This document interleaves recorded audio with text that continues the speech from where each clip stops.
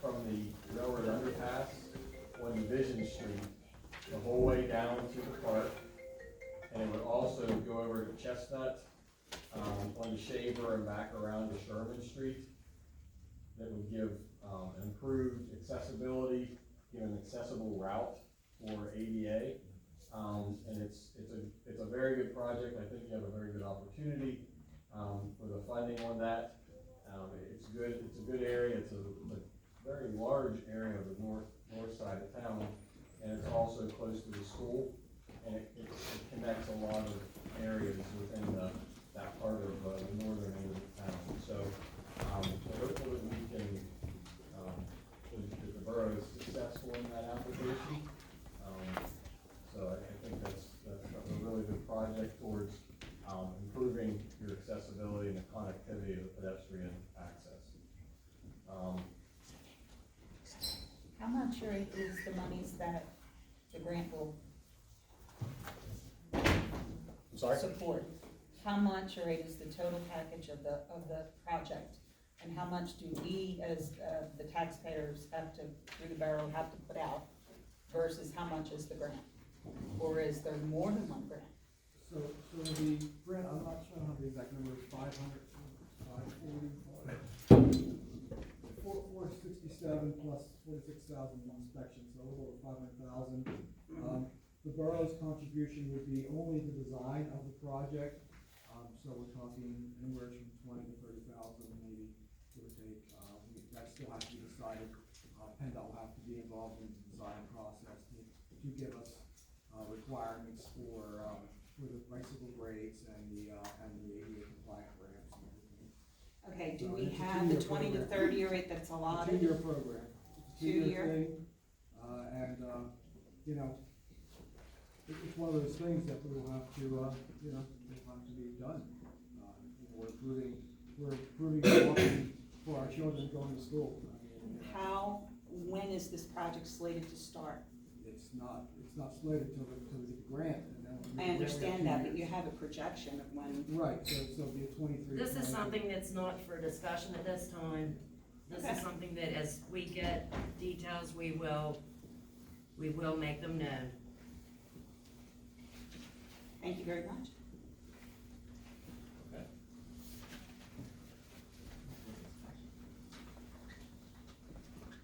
All right, the next item was, we previously approved an emergency permit to reset the blocks for the retaining wall on Lower Park Alley down in Liverpool. As part of that emergency permit, they require you to come back with a DEP permit after the fact. And at the last meeting, I indicated that I would have a proposal for you all to do that work. That would close it out with DEP and meet all their requirements. So as part of that, I had sent out, I hope it's in your package, a proposal for an after the fact general permit number 11 to do that emergency permit finalization. So our effort and our cost to do that is $3,000, and that would be everything to prepare the permit, drawings. It would include the required PNDI searches for endangered species. It would basically be everything that you would normally do in a GP 11. So I ask for your consideration on that. I think you have 120 days from when the emergency permit is issued to submit an application.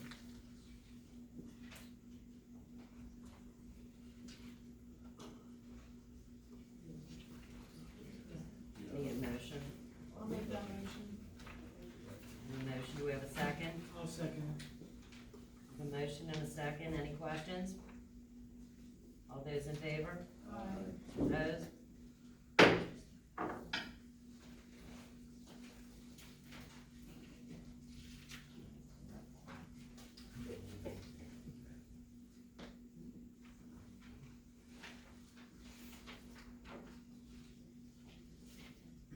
Just the one page, right? Yeah.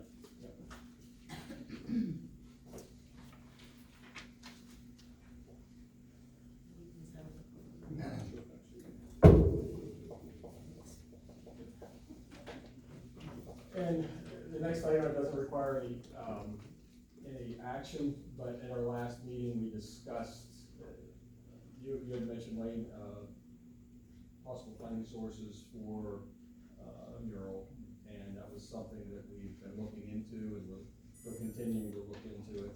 And we'll continue to come back with additional information once we get some additional responses from some of our contacts that we've made.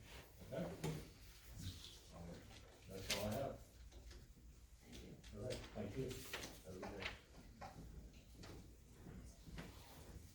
Okay, we're gonna go to executive session. Excuse me. Are you supposed to open the floor?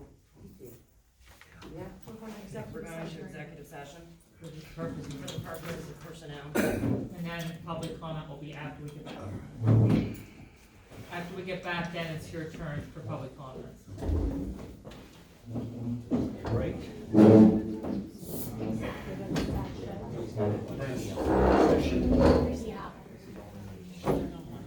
leave your pens here, please. Do I get, if I have something to say, do I have the opportunity?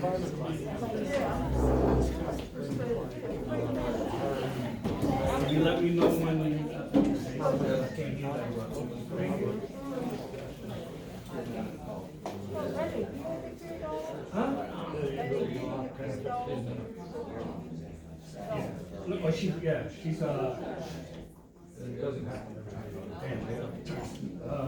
it's mine, somebody knocked on my door, to let me know. And she helped right through like, I met you at Walmart with her. huh? I met you at Walmart with her. Yeah, She's a nice girl. yes, thank you. Nobody knows the owner. She's yours. I know, we all know the dog.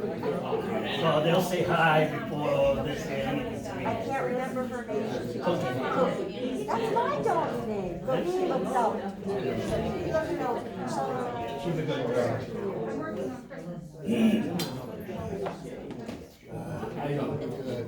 Keeps her eye on everything. That, That's your idea, you keep your eye on everything. she's doing her job.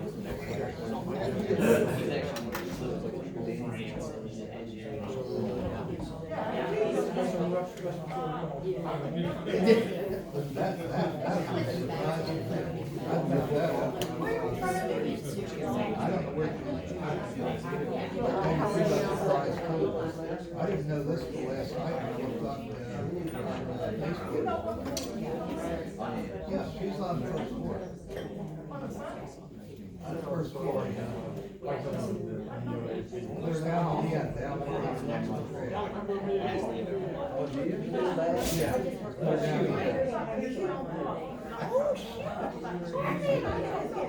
She may not even know. I didn't know. Well, I looked on Facebook. She might have got surprised too.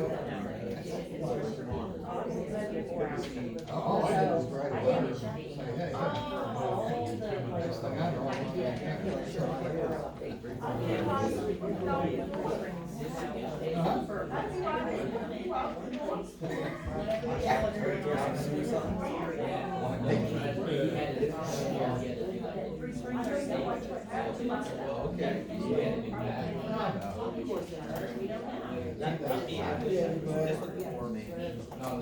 most part, we go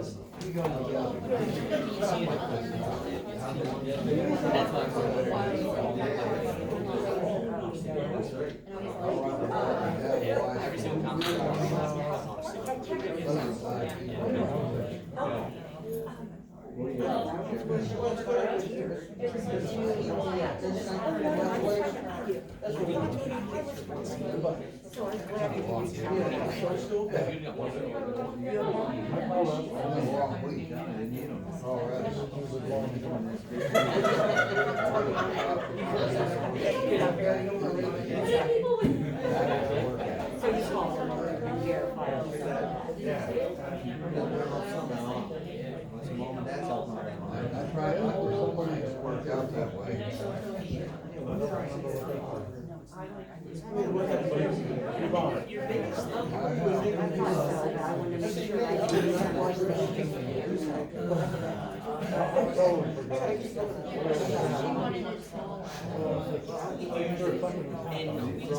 Yeah, they were really talking about this, and I'm like, oh, sure. I know it's not as good as you want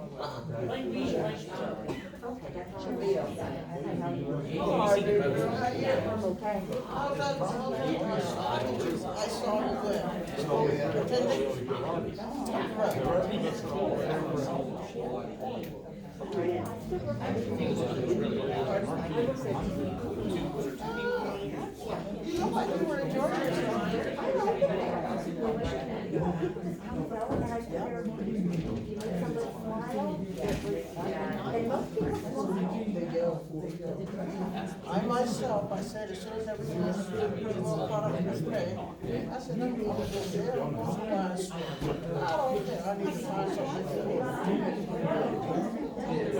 Was hard. You know, I've already been here about 5 good hours. So I'm not going to play.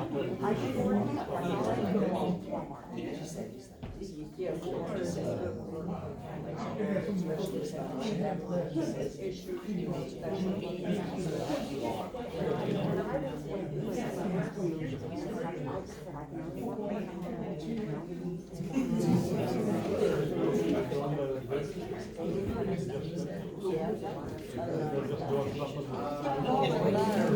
I need help from the door.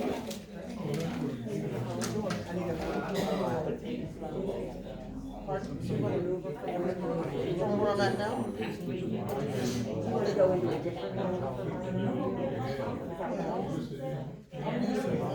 What I have on like this is temporary. I don't wanna get too separate. Well, you know, I had to find it. So, I was involved with trying to get help with the torn down. And then they tore that building down. Okay, well, I'm still interested in that. So, I just think I need to do something about it. You know what I mean? I wanna go back, I mean, I have my animals in there. She's a good protector, and I just left her where I can. You know, we're comfortable, so I'm just as afraid I am, because there's a lot of things that's going to happen in this world soon. We all think that it's okay, and everybody's used to this, and but this is going to get worse. But in any event, it is. Hey, we haven't seen anything yet. I keep telling myself, 10 years ago.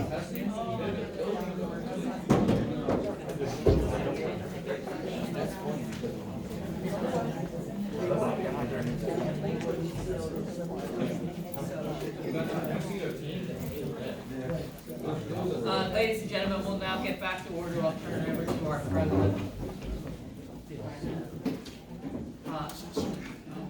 We'll note for the record, for the minutes, that the council discussed personnel. I believe there is an intention on council's part to take action on one of the items discussed. So, Madam President, if you would just ask for a motion, and council can determine how it wishes to proceed. Is there a motion in considering the, Excuse me, I'm pretty sure it's Pennsylvania law that the public's allowed to speak before any motion's carried on an agenda That's item. that's not true. Well, Well, I will say this, technically that's not true, but why don't we defer that until everyone has a chance to say what they want in their 3 minutes, because that's the way we set up our agenda, public comment, then action, so, I think that's an appropriate point, so, Thank you. Madam President, if you would, we can do our public agenda portion of the meeting. visitors wishing to speak? I'll go. No, you can't, she's gotta go by the order. Erica Burge? It's actually Erica Blair. Okay. It's okay, sorry. I apologize. So the original plan was, I'm here to represent, on behalf of, organizations and volunteers in the community. We've come together this year to create Have Yourself a Merry Bricktown Christmas. At this point, I feel it's gonna be a very, very successful event for our community. It is pointed toward, give back, community give back. So we're gonna have proceeds given back to, the Little Angels of HCCS, Bob Kurtz Cancer Fund, and the Hector Marion family. So with that, the original plan was to come and get approval for a horse and carriage, for the event. Unfortunately, with us having to wait for approval, they were booked by somebody else. So unfortunately, I think that would have been a very successful part of it as well. So I guess the question is, next year, if we would like to bring a horse and carriage in, or a hayride, and it would just be around the block, so it would be like a pickup at Bricktown Events, and just go around the block, down by the laundromat, and come back up around. And it would be for like 2 hours. If we would get the horse and carriage, they only do 2 hours. So we didn't know if that would be something that would be considered for next year, if we were able to book it, and you guys would say, yeah, that's fine, or if we would need to attend another meeting to get that approved. If we literally, we could probably book it this year for next year, but you never know down the road how things are. Just 2 points from the legal perspective. Number one, if you're gonna use a state route through the borough, then PennDOT has issues on, as to how that's done, so you need to do your homework on that. Number two, what the borough normally requests of our community members, and it wasn't this way when I was starting out in the law and when I was doing a lot of community stuff in my town, but you're gonna have to have some certificate of insurance listing the borough. So those are the two items. Okay. Choose your routes depending on, if you don't wanna deal with the PennDOT thing, I don't know if it's possible to get around town. We've done that. And the mayor can help you figure that out. And then number two, just make sure we get a certificate of insurance, and then council would vote whenever you want next summer or whatever, then Okay. they consider it. Okay, so would we need to attend the meeting, or would we be able to just call and say, hey, we are able to get this for next year, we have our insurance, the certificate of insurance, the approved route, would this? I think you could certainly submit it in writing, and then if council has questions, they can get back to you Okay, great. in answer Okay. them, so. Alright, and I have flyers, I don't know if that's something we could put at the borough office, if that's something that's permitted. But I mean, it's a 3-day weekend event, we're very excited, it seems like it's, like I said, it's gonna be very successful. We have several vendors, the Kiwanis Club is joining us, the fire company's joining us, any other organizations? You know, it's community, it's not Brick Town event, it's a community event. It is November 26th, 27th, and 28th. And we do have a Facebook event page, and it is Have Yourself a Merry Bricktown Christmas. We wanna build up Brick Town. We wanna, like, kinda like Hartsville did for Alexandria, Bedford Bubble did for Bedford. We'd like to have like a Christmas event for Mount Union. When you contact PennDOT, you probably need a liability for them also, like you did the Halloween parade with us. Okay. Okay. That's all? Is that okay, Tom?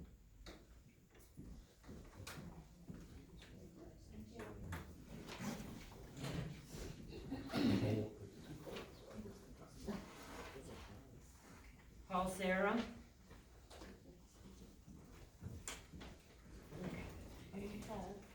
Huh? Is your name Paul? No. William Babcock? Yes. I wanted to address council about the parking issues around the high-rise.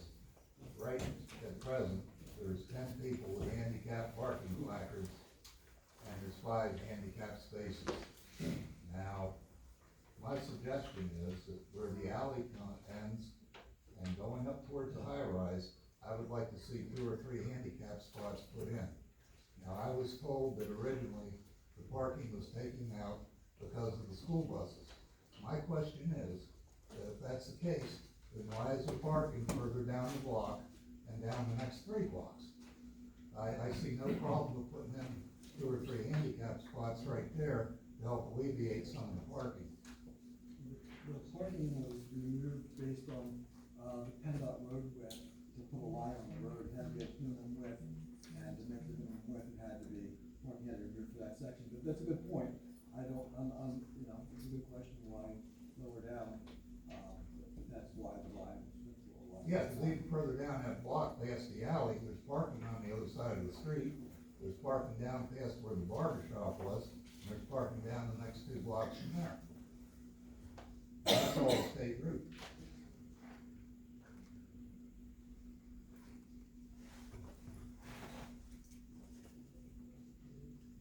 The big concern is the parking is Milford being pretty parked up all the time, that's a, you know, now the western side is only one side of parking. But you have something that would have to be studied to see what, you know, the impact, but I understand the concern and something. But if they study it, I would really appreciate some sort of a rather quick answer on it, because. Now, the one thing that from my reading, and I think, is the mandate from HUD is that housing has to supply, parking when requested, especially, it's the law. Here's the problem, they have no room to provide it either. Can I address that? I talked to Dawn from Housing this week. You've gotta bring a solution to them, and I think I've done that. they're looking at 20 West Milford to purchase.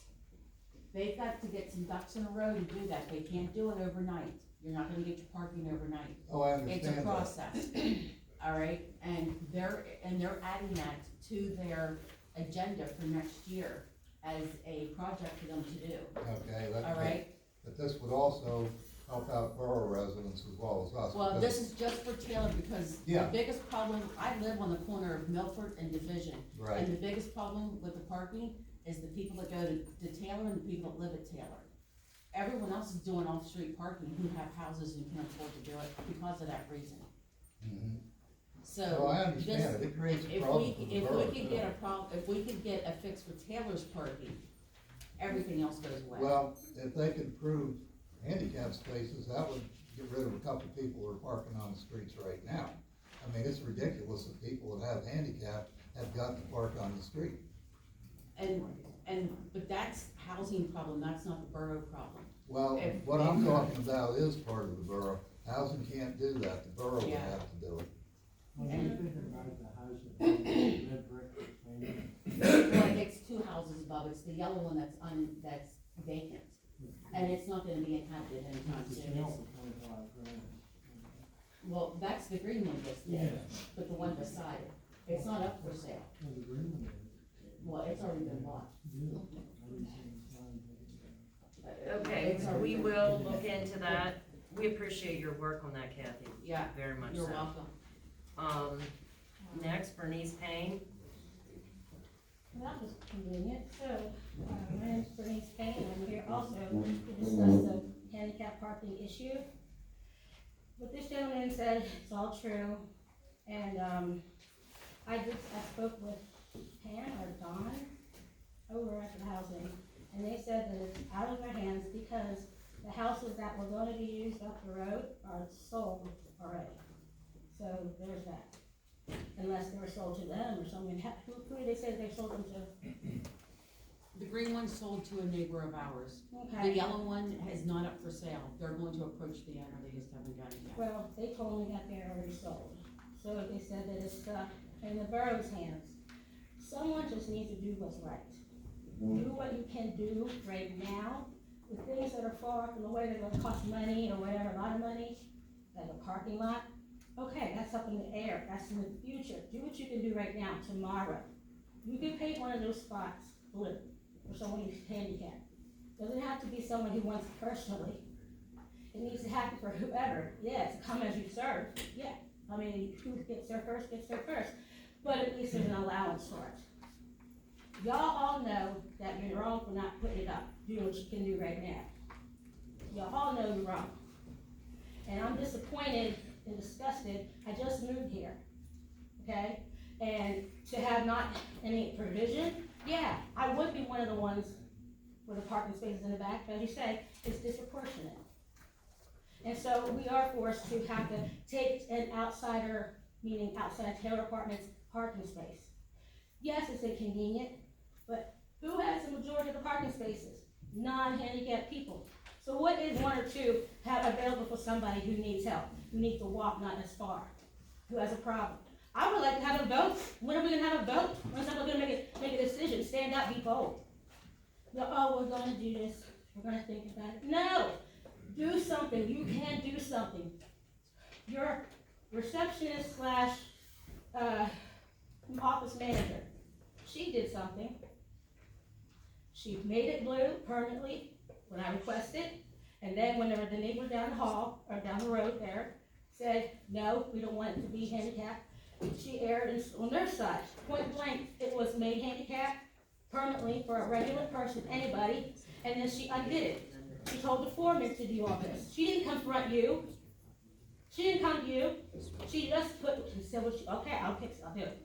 What's the problem with y'all doing that? It doesn't matter who did it, it was done, somebody did the right thing. Somebody erred on the side of the disenfranchised, the handicapped people. And it's very disgusting that you were just sitting there, committee after committee, doing nothing, up in your thumbs. Really? Y'all all got, someone had handicaps. Could you hold on, We Mr. all Allen? appreciate it. Okay, we're gonna discuss it right now. Thank you. You're welcome.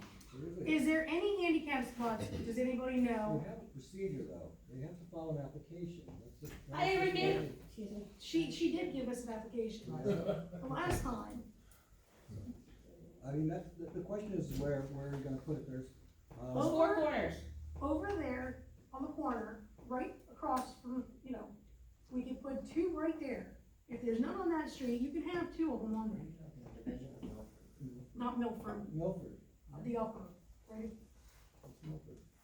There's a big white house with a, West Milford or East Milford? with Okay, a, Division Street, why is that? Are you talking about the east? Yeah, that, the hollow, on the top.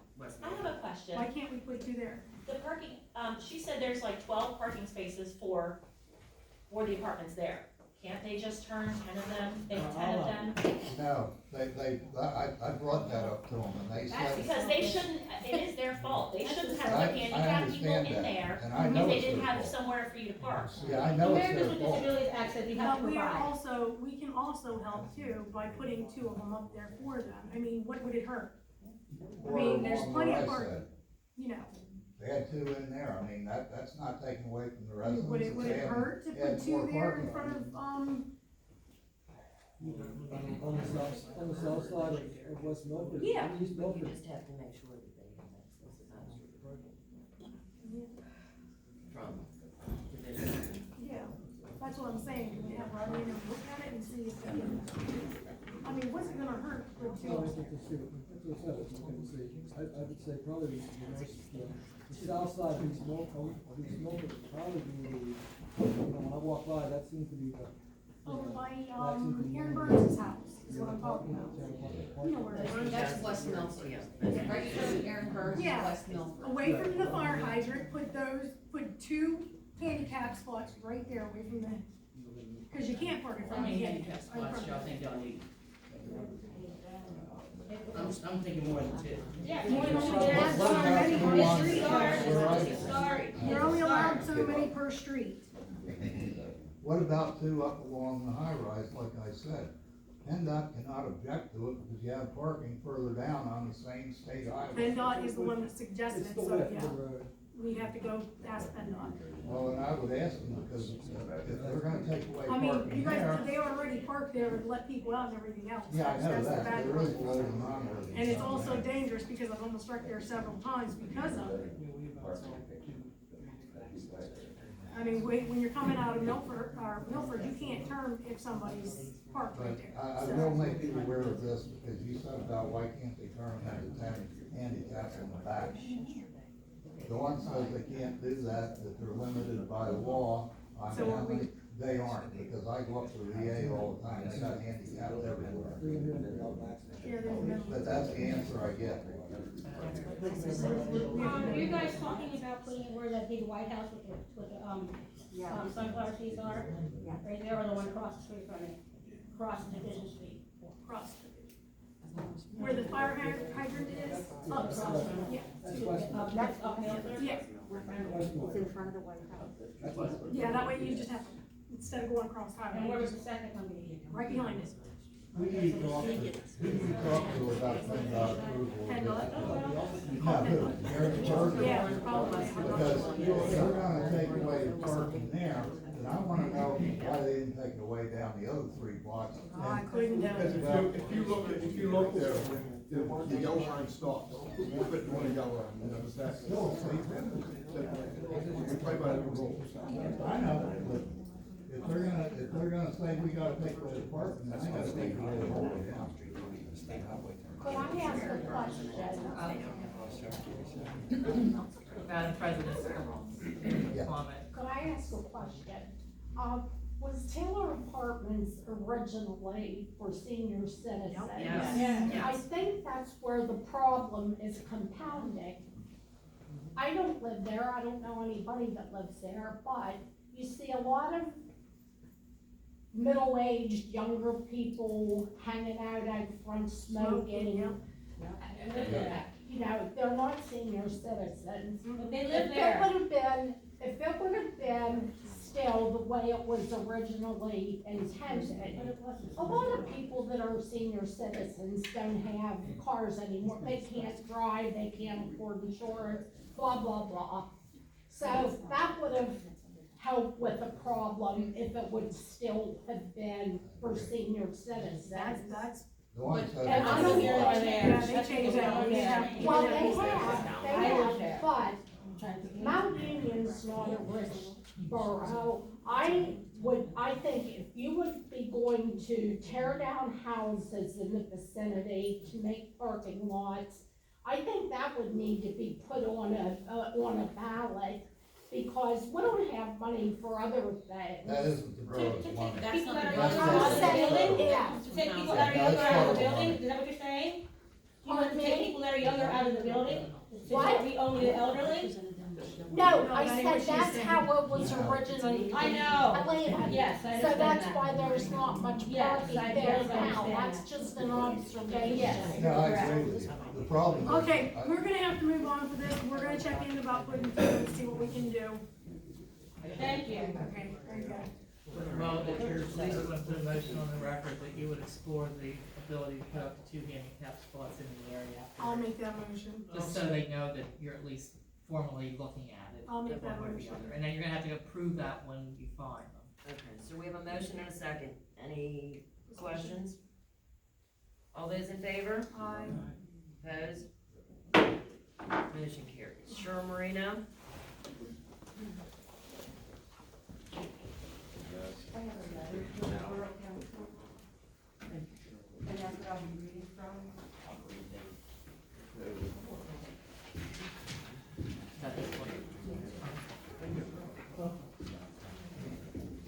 Dear Borough Council, my letter was written to request you address certain councilperson behaviors from the October 6, 2021 Mount Union Borough Council meeting, during which all council members, the borough secretary, mayor, and solicitor were in attendance.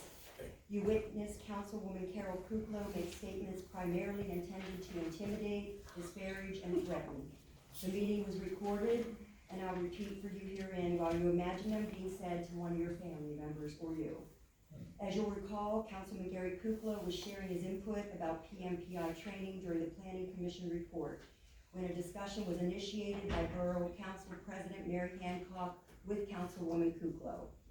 As it continued, I spoke up with a request to stop their unrelated conversation, and Councilwoman Kuklow aggressively responded about being asked and answering a question. When I reminded her that we were in the middle of a meeting, she added with the clear intent to intimidate and threaten me, "Ooh, Gary, I'm sorry, but if I flip." When I replied for her to go ahead, she stated to the Planning Commission Chairman, Patrick Reeder, and me, "I am sick and tired of the way you people act." I couldn't hear the rest of it. I asked her to clarify the way we act, and she replied, "The way you guys come in here and act all the time." What? I encouraged her to explain, and she replied, quote, "Cheryl, you don't want to go there." Close quotes. Because of her threatening comments, I approached Kuklow at the council table after the meeting adjourned and simply stated, quote, "Carol, don't ever threaten me again." Close quotes. She became loud and emotionally out of control while replying with disagreement, so I repeated the statement and walked out of the building. As I was making my way to the door, she made derogatory remarks about me, and those of you near to her would better know the full extent of those slanderous comments. I only know Councilwoman Kuklow by attending public meetings, during which many have witnessed her aggressive behaviors of yelling, confronting, and otherwise attempting to belittle, bully, and intimidate. Her behaviors have now escalated to threatening, and they are not permitted by elected officials under municipal code and the rule of law. Councilwoman Kuklow has proven volatile and unsuitable in representing the borough, the residents, and her constituents, of which I am one. I strongly encourage Borough Council to take appropriate action in response by removing Carol Kuklow from Borough Council, or at a minimum, censuring her behavior at the public meeting.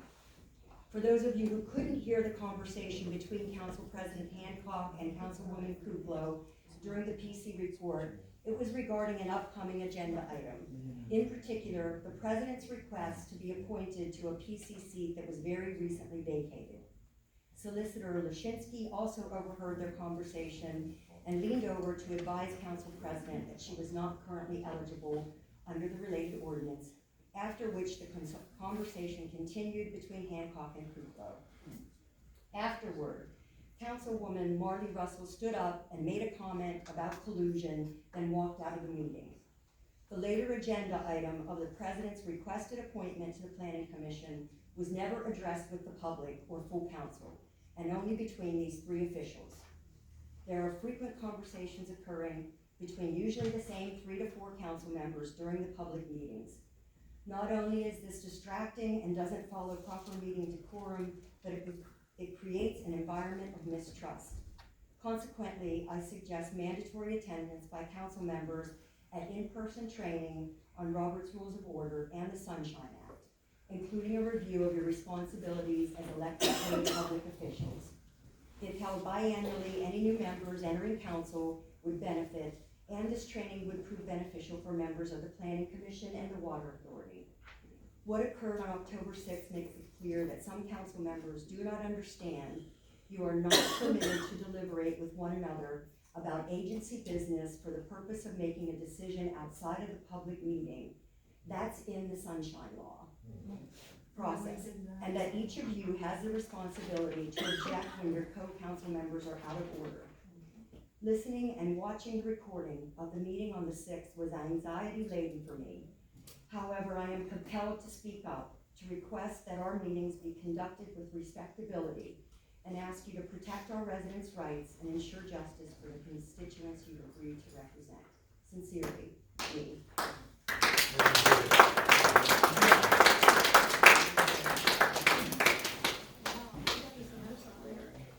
Second. We can't hear. Okay? I was talking to the lawyer, I have rights to. Well, council will let them know how it wishes to respond. For one, they cannot speak about the council. So, That is correct. she can ask what she wants.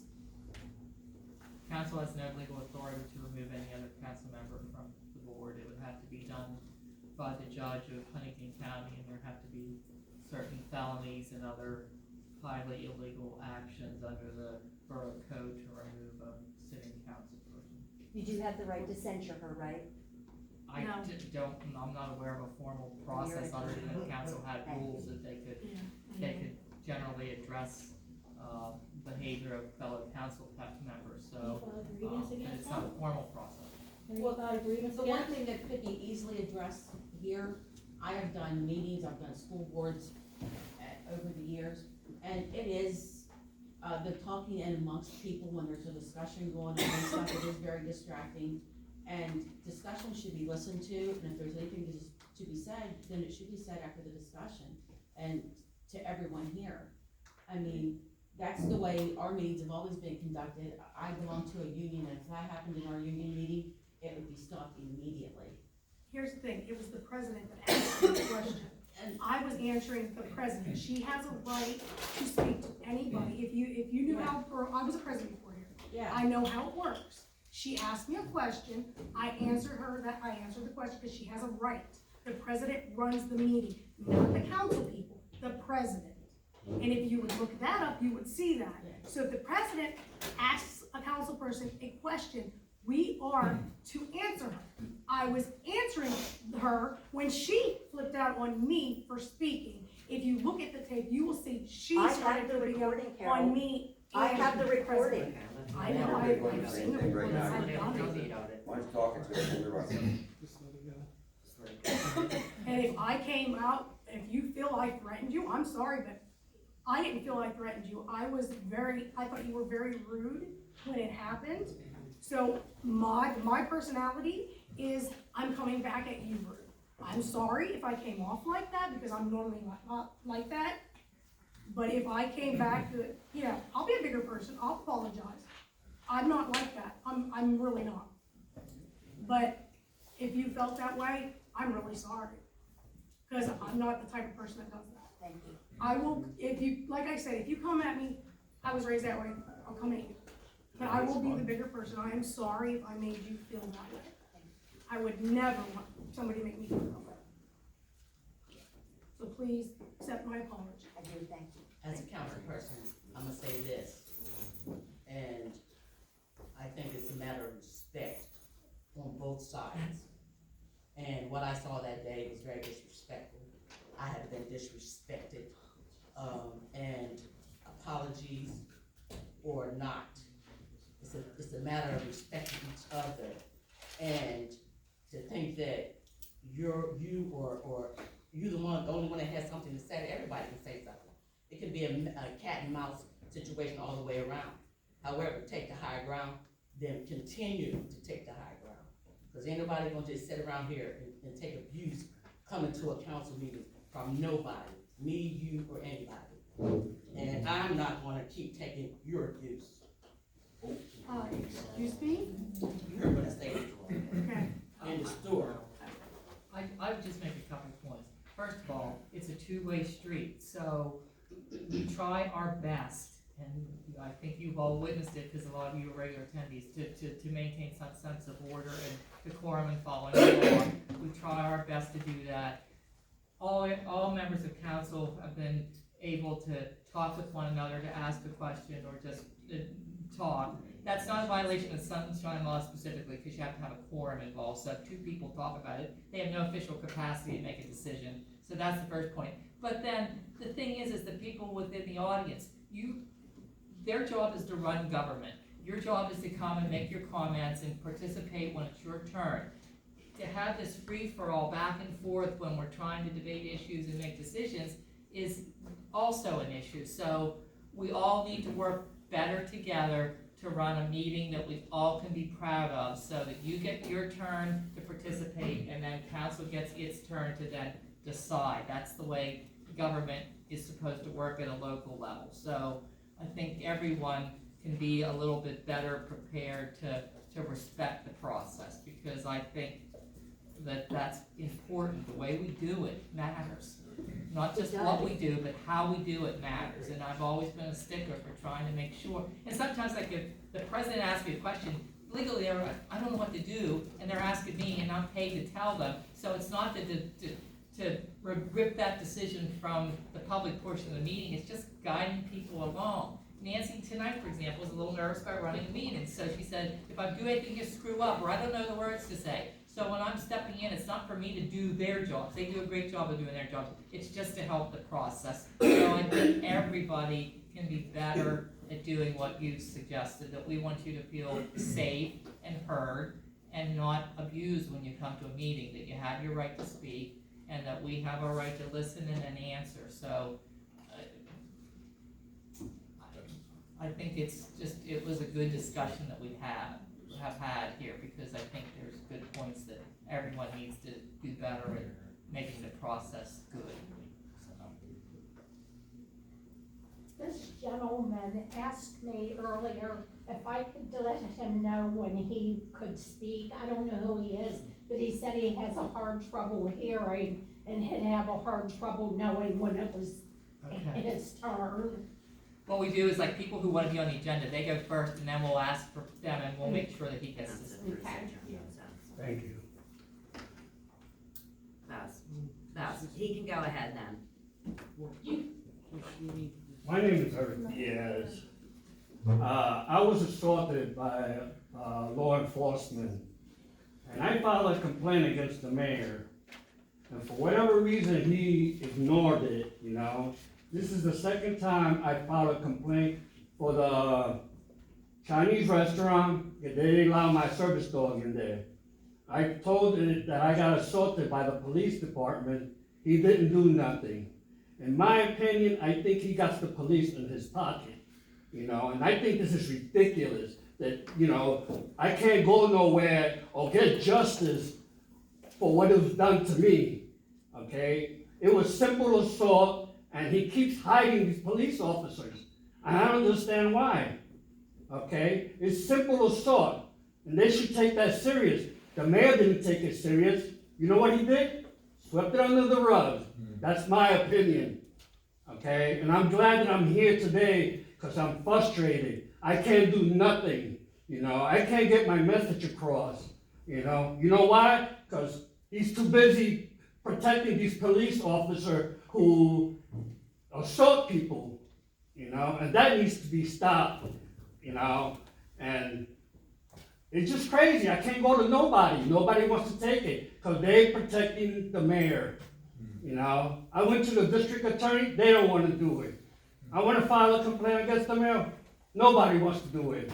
I want to impeach the mayor, I can't do it. So what is this world coming to? I mean, this whole town is crooked. It is. And now, I am shocked.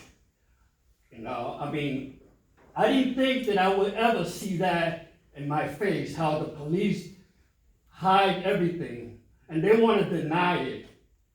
He didn't bother bringing it to the council or nothing. No, he made his own decision.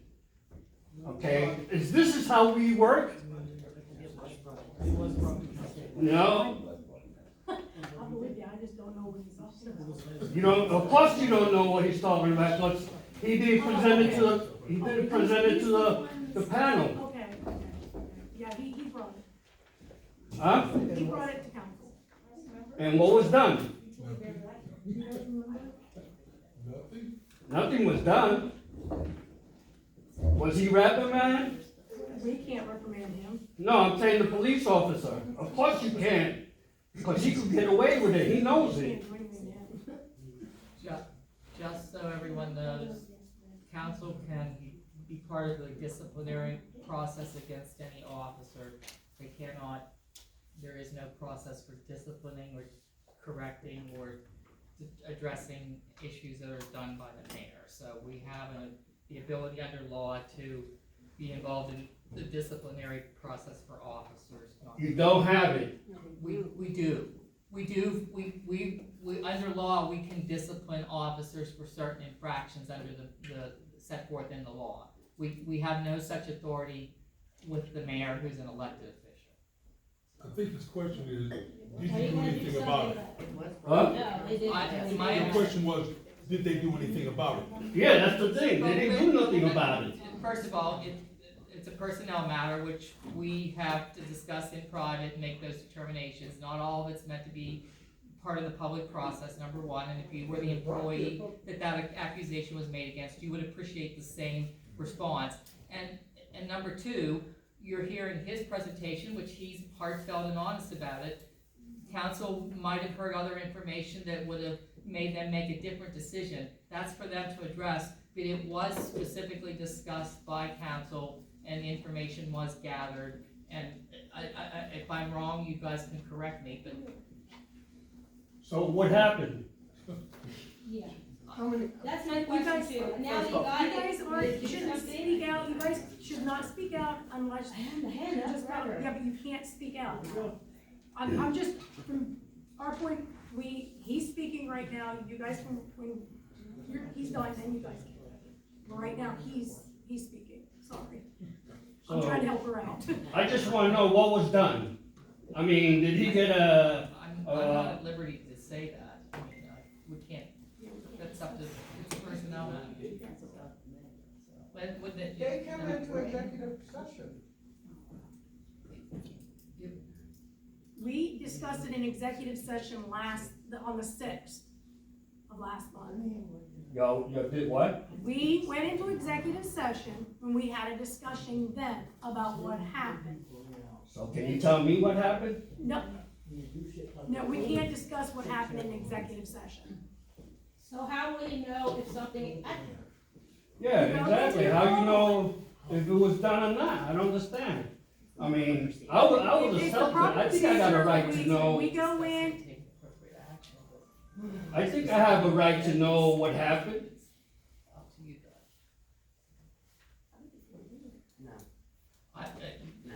At the very least, what we would normally do would be responded, it was discussed by council, they took appropriate action, as they saw fit, and not tell you the details of what they did because it's a personnel matter. So that would be normally the general letter that you would get, unless council would choose to change its rule and tell you more than that, so. the other thing you can do is have the safety committee investigate it. That's the only. That's what I want, that's the only thing I want, you know? They never gave me, the mayor never gave me the opportunity, you know? He just told me, oh, we don't have, there was nothing. You know, the same thing with the Chinese restaurant. Oh, that's what is it? That's a sensitive issue. That's what he tells me. You know, frankly, I don't know why you got the mayor here. He doesn't do jack crap. He does, yeah, I'm serious, he doesn't do nothing. I mean, as far as I'm concerned, he's not doing nothing for me. First off, I think we've all said enough. How many times have you how many incidents has the Mount Union Police Department had with you over the years? They have, he's right, they have. Hold on. They come up to me and they say yes. A lot of people came to my apartment, the police officer. But the thing was, my neighbor, he's a racist. That's why I moved out of there. Okay? And they listen to the handicapped person. They listen to a handicapped person, and they got better opportunity than me. It's been over 30 times or more. Yeah. So that makes me wrong? No, that makes me wrong because they want to do something stupid to me. All right?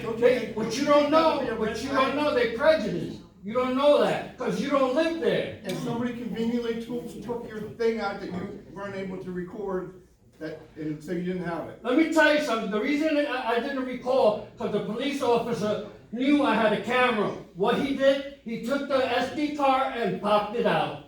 That's what he did. Yeah. Okay, we have to move on. What we can do, like she said, we can have the safety committee look in, investigate it, and. Will I get a letter stating what's going on? You will. Yes. You'll get a letter in response from what the safety committee has determined, yes, sir. All right, well, I mean, I'm just to baffled. clarify the record, would there be a motion to send this matter to the safety committee of the Borough Council to take information and then respond in writing to Mr. Diaz about this? I'll make that motion. Thank you. Finally, I'm getting somewhere. The safety committee don't get information on anything like this. There's no communication between the mayor, the police, and the safety committee. That's all it said. I already did. Okay, so we have a motion and a second. Do I have any questions? He's the chair of safety, in case you need to know. All those in favor? Aye. Opposed? Motion carried. Now you have to continue asking if there's other public comment. Are there any other public Thank you. members wishing to speak? Yes, my name is Cameron Williams. I'd like to discuss this slick game that someone's playing with the budget. Whoever put this together, you're not as slick as you think you are. There's people that know how to crunch these numbers and see where you're stealing money. I'm not gonna point out exactly how you're doing it, because that's gonna be left up to somebody else to put in your face. But I'm gonna let you know that $55,000 of tax default money can't be added. It has to be subtracted, but you're adding it. You got miscellaneous lines that don't supposed to be there. You got $99,111 that was there last year, but it's poof, gone this year. You're not showing any record of it being used. You're playing games with people's tax dollars. You're robbing the people. You have no morals. I don't understand why you do this, but I can only see that it's greed. That's what motivates most people. Money is what corrupts a lot of people. Amen. Because they don't have any scruples. They don't have the integrity to look out for the public of who they are serving. It's sad to say, but I know that one day you're going to face God. And boy, you're going to have a lot to deal with. And you can't discuss anything with me, mister, because you're not the head of this doggone committee. That's who can discuss something with me. Now, what you need to understand, this probably is your game. But I ran through this. I crushed it. And I see it's not adding up, mister. Whatever you think you're getting away with, you're not going to get away with it. And while I'm discussing something, you're not supposed to talk over me. See, that's a part of the rules too. You disrespect the rules, you break the law, and you don't care because you think you're supposed to, and you're allowed to. You're not. I'm just fed up. I didn't come back here for over a year until I seen this proposed budget. You guys are off the chain. And it's sad to see public officials. I'm not saying everybody down on this committee is wrong. I'm saying the ones that are stealing the money is wrong. You're gonna have to face it one day. May not face it today, but you're hearing about it today. And you'll hear about it when you see the Father. That's the one that's gonna judge your greedy behinds.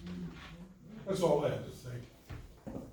I would point out for the record that we are audited by an independent auditing firm every single year. There has Yeah, never right. been, we are. There has Yeah, you never been probably any are. evidence of And they're getting people paid too stealing under or the table. taking money. That is the truth. They're getting paid And under the Why don't table you too. run for council? Run for council and then you can see what we go through. No, what you do is what you have your Sunshine Committee separate from, let's say, Joanne Rogers. You don't include her in your secret meetings. She's on. In your secret meetings I'm talking about. You don't think anybody know what goes on here. Oh. But you're sadly mistaken. Because people know how to check on things, and you don't have to see what they're checking on. Young Oaks and Brown and the Well accountants in Altoona do our annual audits for the authority, both water and sewage, and then all of our funds in the borough. They spend weeks going through receipts and records, and then they issue an independent report every year, which maintains financial integrity to show that monies are being appropriately handled. I want the public to know that, so there's never been any evidence supplied by Young Oaks and Brown that indicates in any way that money is being misused. The problem is in our community and most communities, we don't have enough money. And to try to figure out all the ways to do the things we need to do, that's the challenge, is to find extra money to spend so that we pave the streets and take care of the storm sewers. So I just wanted to say that there is no evidence that I've seen from our accountants that indicate that anything's untoward. Gary, why don't you say what you had to say since you got off? Oh, this paper he was holding was an internal document for the finance committee only to plan the budget with the finance committee's input. And secondly, if you did read the paper he had, it had the 3 years of previous revenues and expenses by the borough, and it had the proposed budget for 2022 on there and it also had a three-year average. There was no spending, and actually I will say, just to defend myself, is I give the borough more money than I get. I pay for my own rooms when I go on trips for this borough. I pay for my own meals. I pay for my own stuff. I actually pay for training for borough employees. So I just wanted to put it out there. I don't need the borough's money. Well, the reason it disappeared, it was the PennDOT money for the wall and the bridge. Those projects are done. That's why Gary took it off of there. They're done. But that document still shouldn't have went into his hands. The document is not private, personal information. But The document and the money is the community's information. Sunshine law, The planning document. I don't know why y'all think y'all got secrets. No, that's what I said. Transparency is much better. Yep. And it is our money. We pay taxes. Yeah, we do. Anyone else who would Not like I, to speak? I'll speak. Man, it's a tough act to follow this night. So I just wanted to talk about the borough manager. I see you're going to be voting on it here soon, I would hope. With the borough manager, I had the opportunity to speak to him because I contacted the county. And I just want the public to know, and well, you guys already do know, the guys are trying to get borough manager. He's like impeccable. He's been around the world.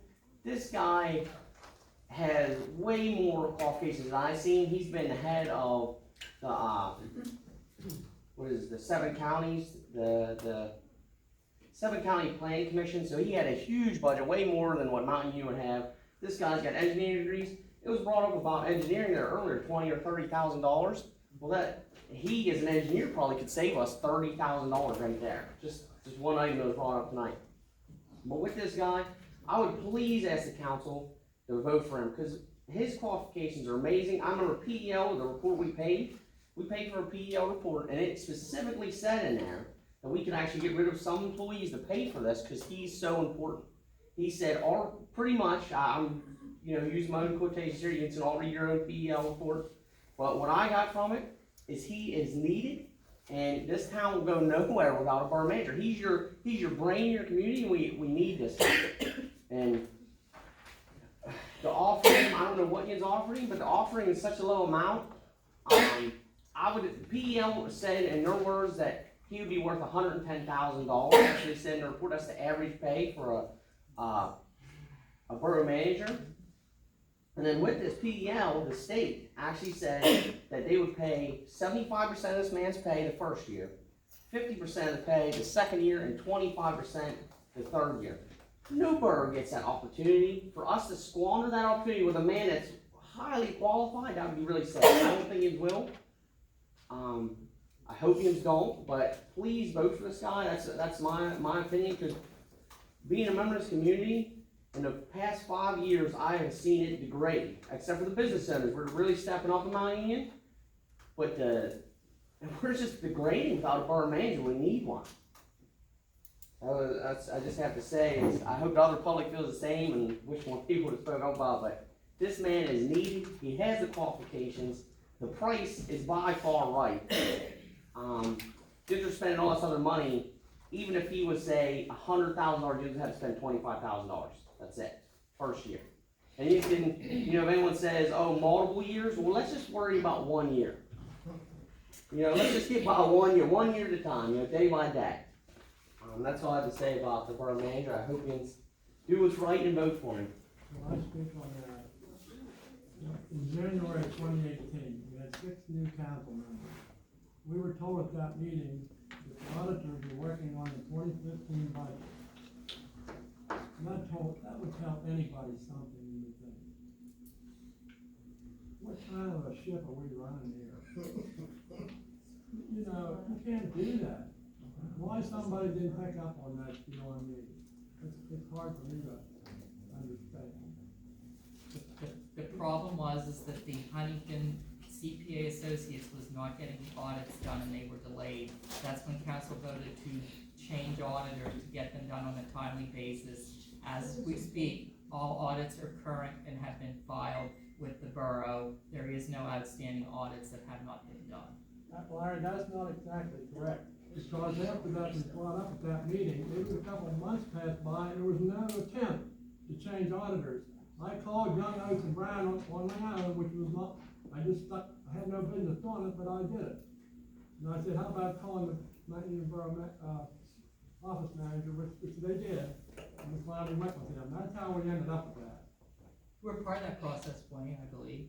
Pardon me? You were part of the idea to change because you weren't satisfied with the speed that the other auditors were doing, isn't that correct? Who would be satisfied? Exactly, because they were too slow. I'm not that smart, little kids can figure it out. I would like to say to Patrick, what you're saying is very valid.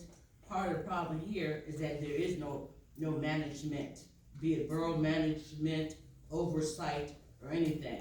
Obviously, there's not, and NPL, who did an assessment of this community, put in writing that this council does not have the capacity to do what's needed to move this community forward. And there's a lot going on right now in terms of COVID-19 monies coming through, other grants coming through, and we're going to be doomed if we do not get a borough manager. Bottom line. So all you want about a borough manager, if you don't elect him, what's the plan? What is the plan? And stop playing. Thank you. I never thought I'd say this. If we don't get a borough manager, I wouldn't consider letting the state take us over. And I'm not a government person. stick their nose in too much stuff, but you might have some accountability if they took it over. There is none now. There is no accountability to anybody that works for this borough. I never saw an entity like this. I would say that anybody is here and able to get to understand what's written from the assessment from PEL and the state, they got it written. The problems, the solutions, and some options. Right now, we're not even looking at it in terms of moving forward. We're still going on an elementary level, juveniles. Can't even figure out what to do, because we ain't trying. You know, this assessment. It's annoying. This assessment costs the Pennsylvania taxpayer $63,000. For what? For what? We haven't acted on anything. And it's written. They got it all written out. Crazy. For anybody to see. Speaking of transparency, it's there. This place is worse than Washington. It's the people. Anyone Can I else say wishing one to more speak? thing? I'm sorry. Yesterday morning election, I was down at the high rise campaigning for council. The people that, the election board called the borough office between 8 and 8:30 to try to get the no parking signs covered, because a lot of the older people, they can't walk very far. Now, the contract said office hours are from 8 to 5. They open at 8:30 and they close at 4:30. There's something I'm missing here. This is the taxpayers' money, not council's, not the employees. How stupid this is. That office should be open from 8 to 5. I mean, little kids can figure that out. Stand back from me.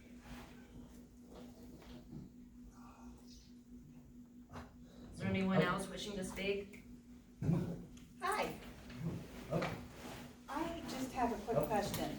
The Mount Union website, who maintains it? Whose responsibility is it to update it? For what? The Mount Union website, Mount Union Borough, and it tells you, you know, who's on what committees and where our meeting minutes are supposed to be, where our agendas should be. Good question. The agenda's on Facebook. But I'm not on Facebook. Okay. Well, I can see the postings on the front page of the website that you can click on, telling you right, that today's meeting was at 6 p.m. and it was here. But when you go down to look at the agenda, if you don't log in to Facebook, you don't get to see the agenda. Okay? It's through the Huntington County Planning. I don't know if they've changed anything. It was originally moved that. I'm sorry? The original, she was asking the question, the original website was handled through the county planning office, but it was removed, but, our former borough manager removed it from there and put up his own website, put the current website up, Okay. so. So, actually, it would fall under the borough manager then, correct? No, I'm saying that's where she was about, the change, the current one is the current one, is the one it is. As minutes are signed, Tristan usually puts them on. The last ones that were on, Cindy, are from August of this year. That might be the last one that actually got signed. They're approved, but Yeah. we get signatures sometimes. I think you're the only one that signs them, correct? No, the No, president, more? vice president, Oh, okay. sign. Okay, there's a listing of committees on that website. Guys, that haven't been updated since like 2019. If somebody could, even if you need help to get it updated, I mean, I don't even know what some of these committees are. Okay, you can give me a second, because I made a couple of notes and I promise I'll keep it quick. I'm taking too many notes.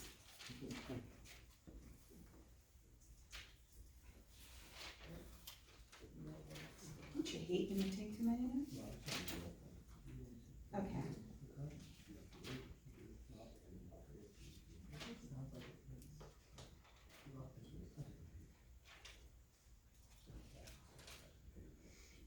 I know we have a public safety committee. Okay, we also have a building and property committee. Okay, we have an ordinance committee. The municipal authority, is that totally separate from the borough? Yes, Then how come we have some borough council members on that committee? they're allowed to serve on the law. Are they allowed to serve on both? Yes. Okay.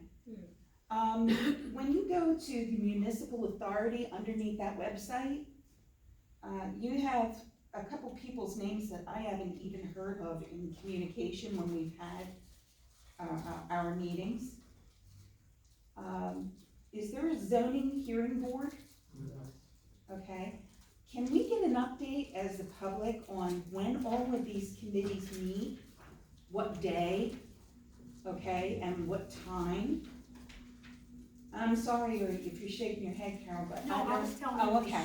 I don't know, okay? And for me to understand, The municipal authority meets every Wednesday at 3:30, the first Wednesday of the month, so they meet before council does. where at? At the borough building. And the zoning hearing board only meets when there's something filed that needs the zoning hearing board to conduct a hearing, so it meets on an as-needed basis, so if someone needs a variance, there would be advertisements in the paper setting the meeting. They do not typically meet unless they have a reason to meet. Okay. I'll throw How more about the to Civil it, Bob. Service Commission? They're the same. They're the same? On an as-needed That's basis. an as-needed? Correct. Is that an offshoot of your personnel? It's an independent body established to set rules and procedures for hiring police. Another meeting time is the planning commission meets the third Wednesday of every month at 6 at the borough chambers. And they do meet monthly, correct? Yes, And monthly. the finance committee meets monthly. Yeah, we try to, with the holidays or whatever. So that's the first Monday of the month at 5:30. Patrick, what time? At 6 p.m. 6 Third p.m., Wednesday. third Wednesday. Who else am I missing? That's pretty Is much that it. Okay, I got a question about just real quick, resolutions. I saw on our website that we have resolutions that are posted, the last ones were from 2019. Okay, Larry, can you just explain to me what the difference is with a resolution? I know like a couple of them Carol has signed. One was somebody's 100th birthday. A the resolution baseball- is a more informal process of taking care of business. You would prefer to do it by resolution because an ordinance requires advertisement and then formal passage.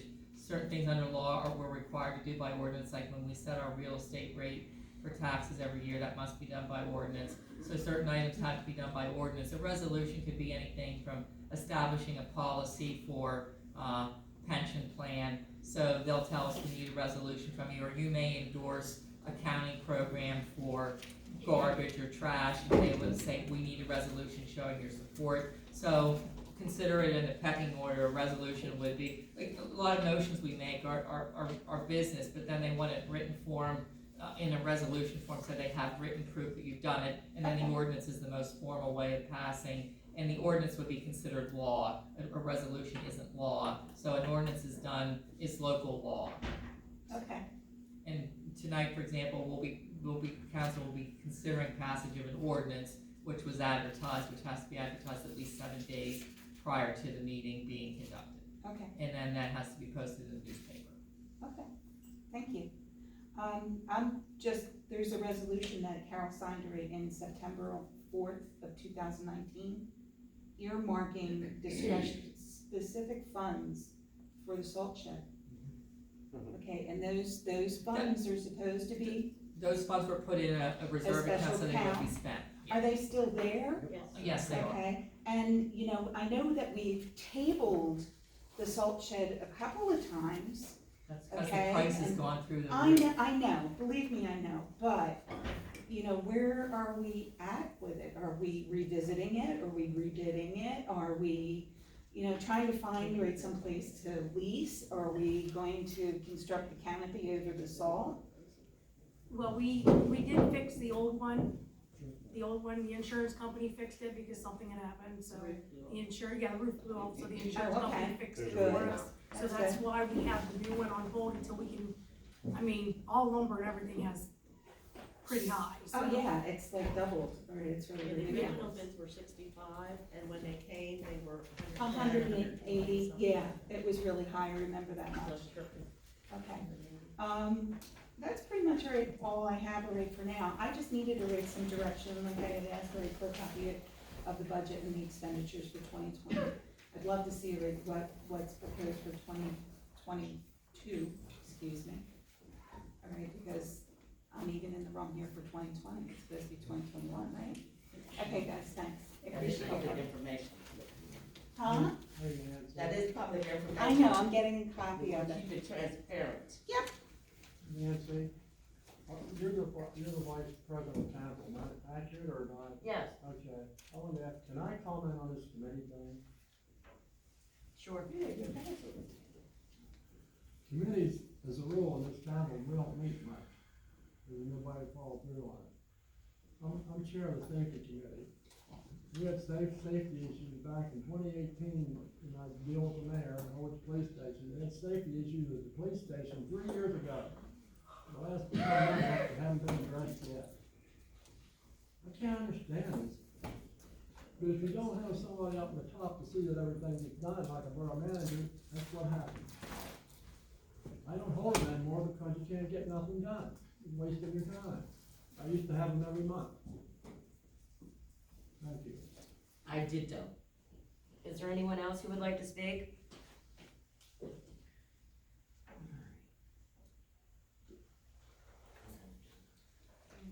Okay, let's move on to consent agenda.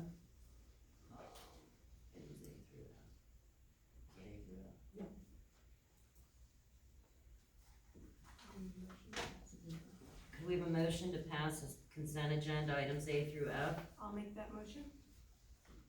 There's a motion. Okay, a second. Any questions? All those in favor? Opposed?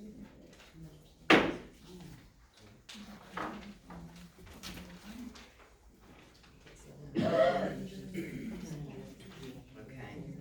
Planning Commission report? Yes, Pat Reader, and we, our line item 1 is we have an open commission seat. So, I don't know if anyone submitted applications yet, but we wanna just, bring that up. Did anyone submit any applications? And then on line item 2, 5-year comprehensive plan, we did submit an RFP to you guys. I don't know, last month we didn't talk about it. I don't know if everyone read over that and what your, decisions on that. I hope you guys read over it because it's a really good RFP. It was the same one that was used by Huntington. They, got a lot of money from that.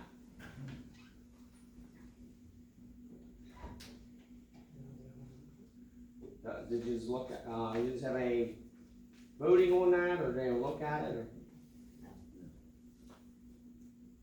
Okay, so let's skip over that. Line 3 is Saldo Subcommittee progress. The subcommittee on the Saldo has been meeting. I think Larry brought this up months ago. It is a huge process of doing a Saldo. If you probably don't know, a Saldo really guides the direction of your town. Like say if someone, for a great example I always brought up is the dollar store has brought up, there's not a sidewalk out front because Mountain View didn't have a Saldo to really enforce its rules, so we have a zoning that enforces some rules for setbacks, but, so we're working on this Saldo. Is the Saldo an acronym? Yes. And what does it stand for? Subdivision and land development ordinance. Thank you. So we are working on that, we're getting, I would like to make a comment in support of that subject. It happens to be George Drobnock and I who are working on that, and if anyone would like to participate in that committee, it's just the two of us right now, we would welcome you, because it's quite a process to go through. And George, when I reached out to him to schedule another meeting, indicated that he's not comfortable moving forward any further because, and this needs to be resolved, and perhaps the solicitor or someone could get involved, because the current list of planning commission members is an old list with some names added and some names missing, and we're not clear whose terms end when. And I spoke with Cindy, we had a conversation about it, and I think that issue needs to be resolved. And I'm not making George wrong or right, but he's saying, I'm not on that list, and I'm not gonna do more work for the borough until we have a list of who is on it and when the terms are over, and so I wanted to add that. Okay, thank you, Cheryl. So that's something on the Saldo committee progress. We are getting things done. Like I said, it is a huge process, but the county's working with us too, so we should get that done in the next 6 months or so. And to give everyone an average, the Huntington County Planning Commission usually takes about 2 years, 1 to 2 years, so we're working on that. And then line item 4, we had some borough manager questions. I guess you're gonna vote on it, so we'll get those answered when you vote on those. Another thing that was brought up on the agenda, that's not on ours, but was brought up on the agenda is, That was last month, yeah. yeah, it was on last month, but you didn't get to look at, it was the housing rehabilitation plan that we put together.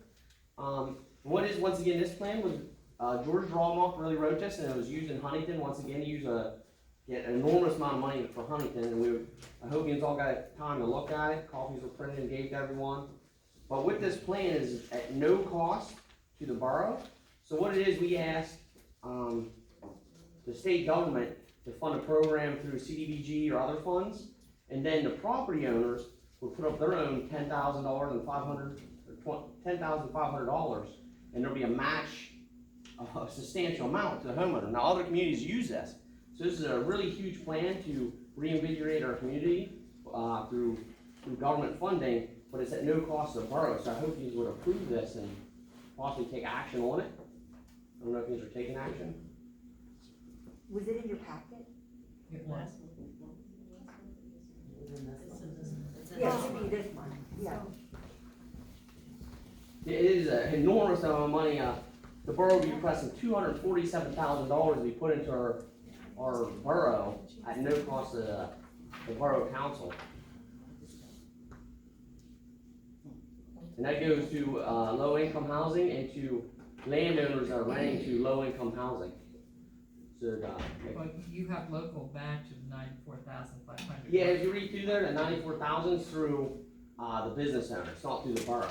No, if I could correct that, it would either be the property owner if it's someone who's renting, or it would be the homeowner if they're wanting to do the upgrades to their home. Yeah, it's all So listed. the 94,500, I think it is, and the 247,500, some of that goes to administration because that would be necessary, and the rest would go into upgrading homes or rental properties for people who are low income and don't have the ability to get those funds. So there's an application process that a homeowner would have to go through.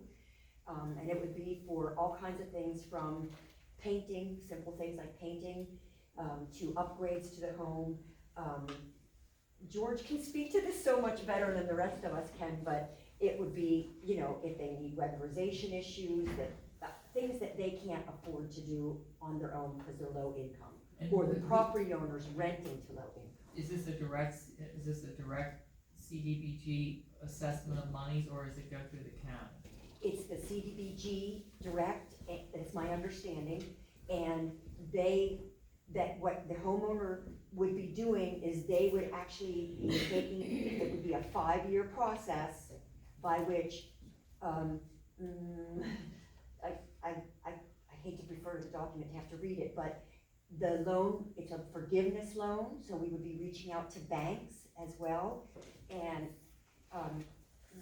the homeowner would be out of that loan. They would not have to pay back the loan as long as they went through the process properly and stayed in the property for 5 years. Yeah, so You have to read the documents a little better than I can. So what it is, it's up to 9 homes, and it's up to a substantial amount of money that what CDBG would fund, and then the homeowner or the renter can apply for would be $10,500.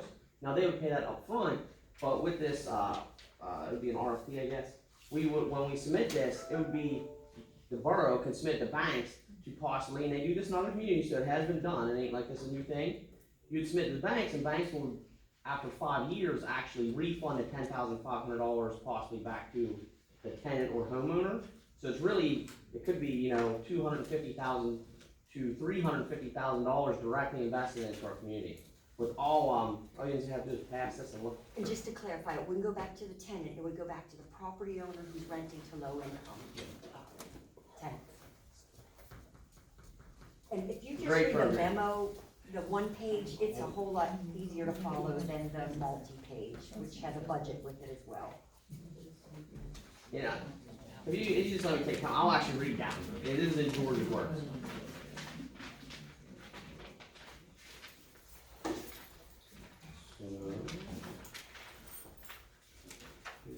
So this would be the letter. So we even wrote the letter you would give to local banks.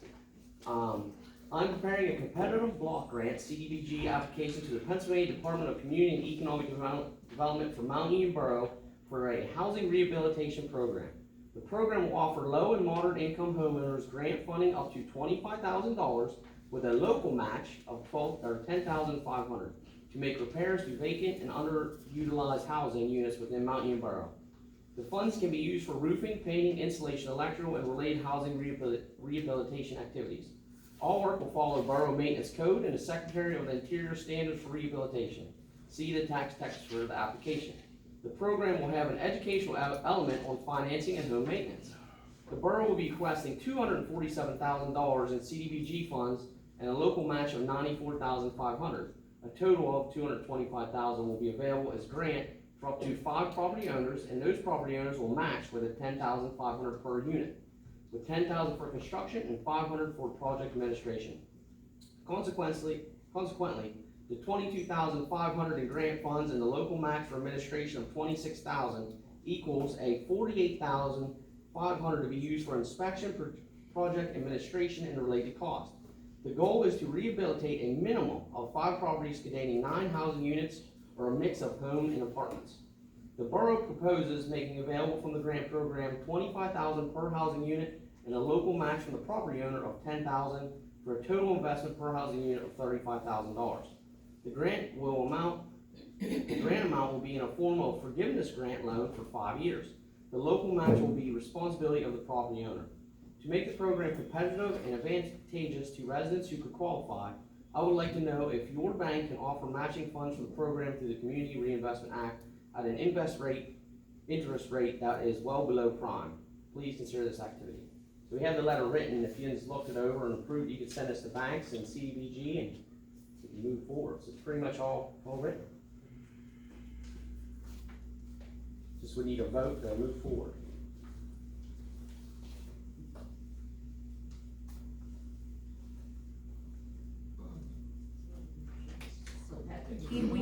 We can't, it's not on the agenda. It is on the agenda. It's not on our agenda. Last month? It was on last month's agenda, and I think it's under. Yeah, and it was tabled because if you'll remember, he sent an email of it to. Yeah. And Yeah, I so don't it know wasn't- how to- And I have a copy of it. Yeah. So you're waiting for the council to okay it so that the planning commission can move it?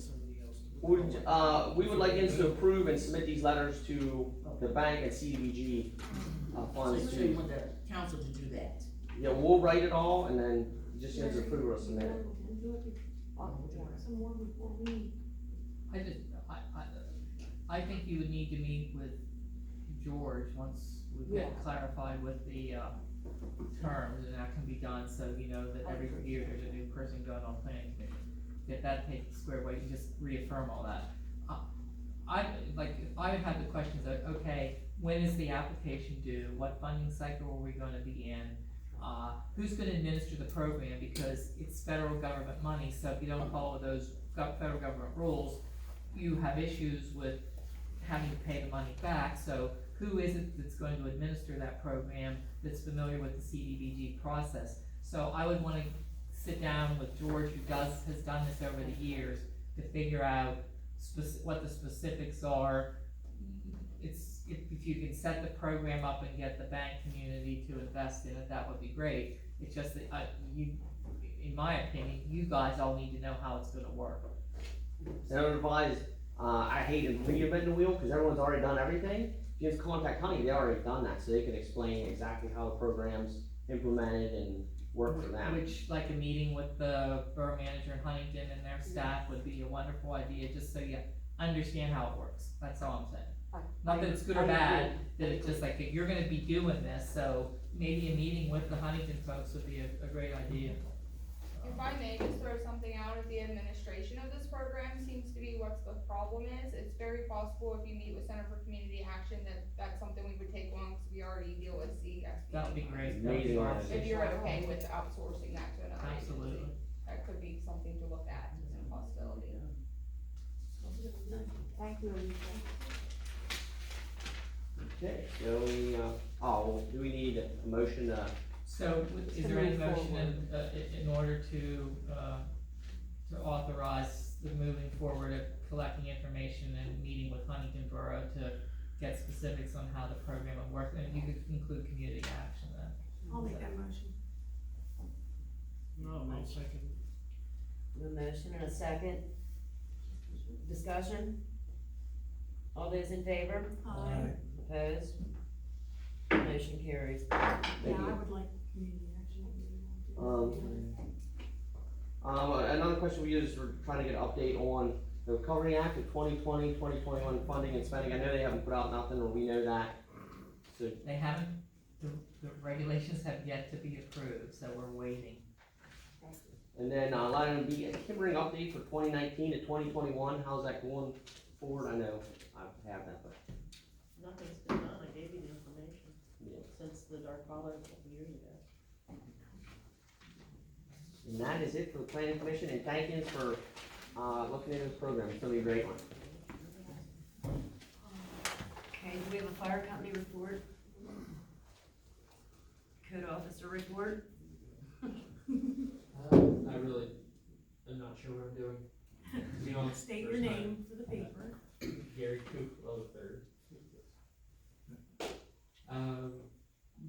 I've been going around checking for any issues, nothing real serious, mostly just some tall grass. I asked them what they would take care of it.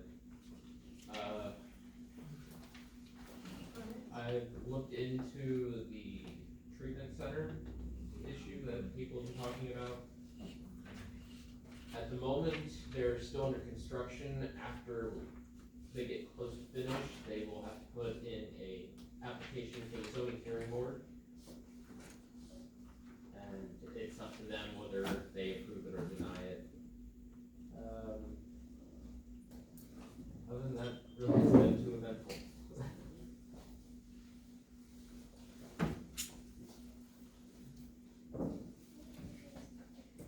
Thank you, Gary.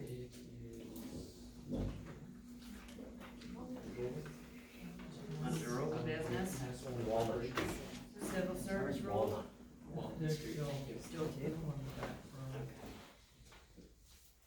Emergency management coordinator. Tim? Still tabled? Yeah. Okay. All right, moving on, Margie Drake. Address that. She called and asked permission to put ribbons and greens on the Pennsylvania wall for Christmas, and she said that they would be tying them on. I said, as long as they're going to glue them or tape them or anything, but I would bring it before council, so. Do I have a motion? I'll make that motion. Second? Second. All those in favor? Opposed? Motion carries. Okay, committee reports? Finance? So, everybody should have gotten the package, the proposed 2022 budget. It is not the final, but it will have the final version for the December meeting. But I would like to make a recommendation that we send it to advertise, so that we can vote to approve it for the December meeting without having a special meeting. I'll make the motion. Motion? Second?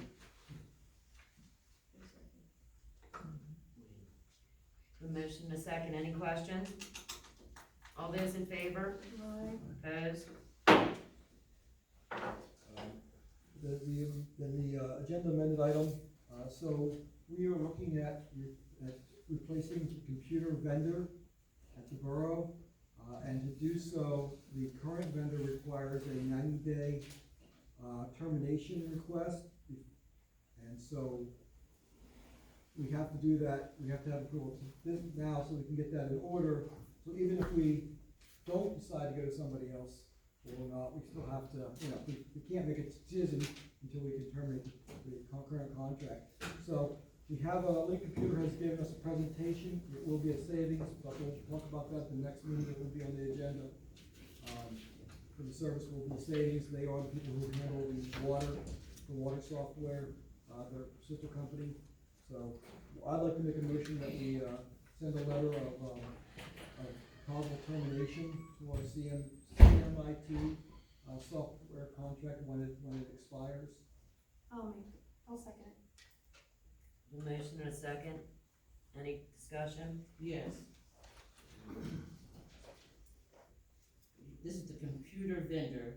Right. Why, are you looking at a change? Cost savings and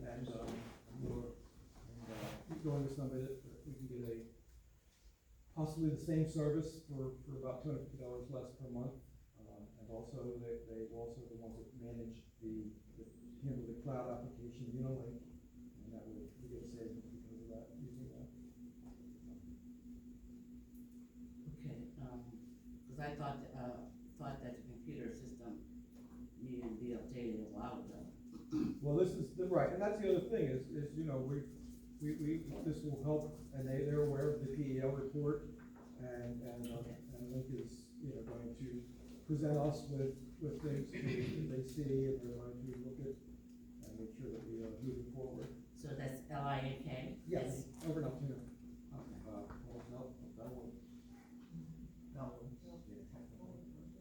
Just, so what you're voting on is not to renew our existing maintenance and, professional consultation agreement with the other computer software provider, or for the consultant, and then you'll get engaged in the process of determining whether you wanna hire Link at a cheaper cost, so.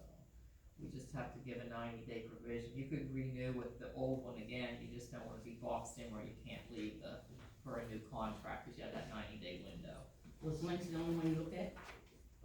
They were the one that came in, we looked at CMT again and Links, so that was good.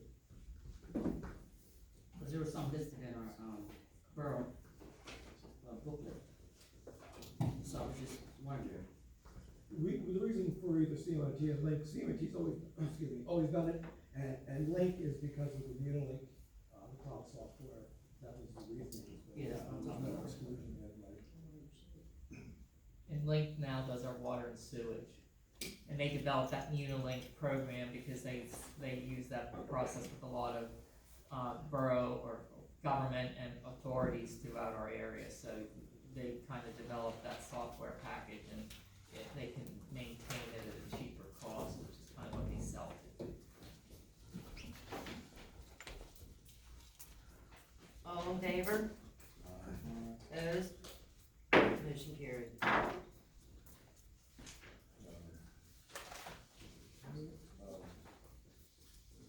One thing I do want to bring up, just something to be aware of, something, we are in the process of a grant for body cameras. It's going to take a while for the grant to get through and everything else. But one of the requirements of the grant is that we have a body cam policy.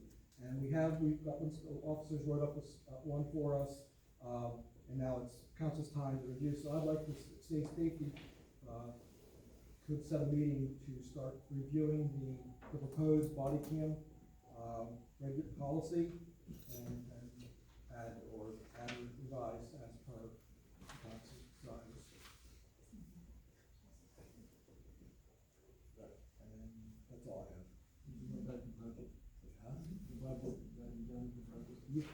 I'd like to say something. Gary was looking for savings, well, we could say something, was we could avoid get a borough manager. He said this, right, and that's okay. But I've been thinking, we voted to hire a full-time police officer, and I'm not against the police. In fact, I've been the council's biggest supporter of the police. And I've been critical of the police too. But I was doing some figures, and I'm not that smart, but I'm pretty sure the reading, writing, and arithmetic. We'd save $24,500 if we didn't do that. Now, I'm not against the police, but you have to set priorities. When you set priorities, you don't always get what you want. It's that simple. And you don't have to smart to figure that out, or I couldn't figure it out. And also, while talking to the police, we got a letter, council got a letter from the district magistrate. I think you people sitting here only know what she said. I'm gonna tell you a short paragraph. I would like, member of council members, I would like to express my thanks and gratitude to Corporal Barry Flagside and Private Jonathan Marsh for participating in a Tucker Cup event hosted by my office on October 17, 2021. The two officers were not on duty and gave their time freely without hesitation when asked. They represented the Mountain Police Department honorably and professionally. I feel the officers should be commended for their willingness to participate in community functions, especially while not on duty, taking time away from their families to do for others. It is a very positive experience for the community. Law enforcement is much needed in times we face. Mountain Borough should be proud to have Corporal Derek Bledsoe and Private Jonathan Marsh as officers, and for the example set forth. And the time I've talked to this witness, she always impressed me as a caring person. I thought it was outstanding that she took the time to send a letter to council. I think y'all be recognized for it. That's all.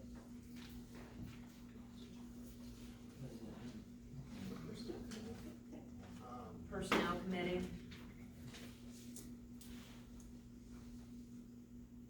We really are not, we've advertised for employees, we've not got any, applications.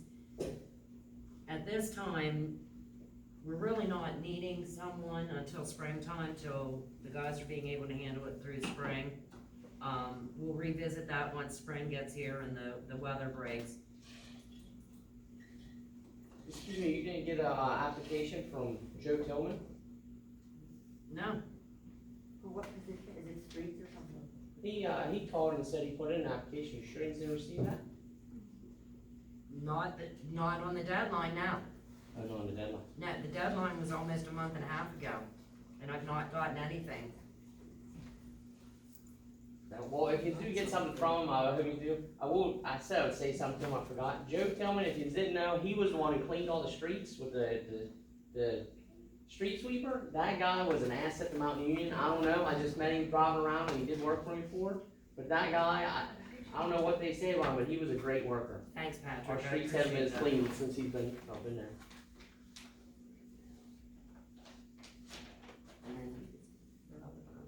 So you're not gonna.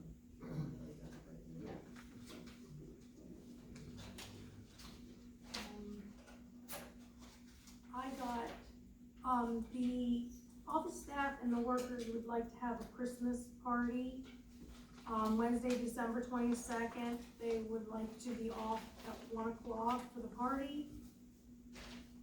And I need to have that approved. I would like to make the motion to approve that and for council to pay for it. I second that. I have a motion and a second. Any questions?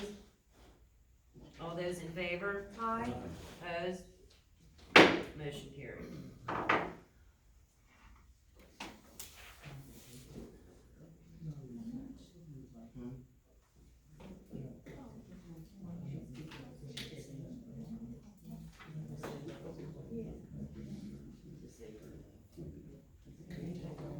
Can you speak up what you're discussing in public, please? We have the mayor's report. Tim, Pardon me? the mayor's report? Yeah, the parade on Halloween parade I thought was really nice. I was really glad to see the streets full. And, I think the weather was perfect.